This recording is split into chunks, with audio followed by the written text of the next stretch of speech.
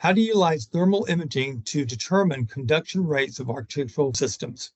Welcome to Building Knowledge 101. In this video, we discuss how thermal imaging shows the degree and movement of heat transfer and the differing conduction rates among architectural aluminum framing systems. Thermal imaging demonstrates both the amount of heat loss and the way it moves.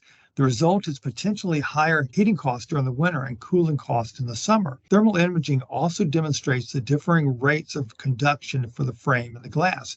Note on the left at the frame that there's an arc in the color change. The thermal image shows an arc. This is indicating that heat is being pulled through the frames. We're losing heat from the interior to the exterior. On the inside, you can see the temperature is blue. So it's colder, it's not staying warm on the inside, and the exterior is more of the purple to pink, so it's warmer. We're losing temperature through the framing system here in this model. In order to reduce the amount of heat loss through the frames, we're going to introduce a low conductive thermal break, which will substantially improve the performance in the entire elevation.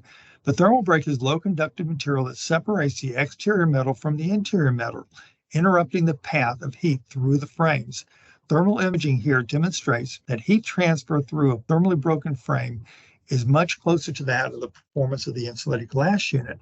The energy efficiency of the building envelope can contribute to the performance of the HVAC system by better isolating the exterior and interior environments.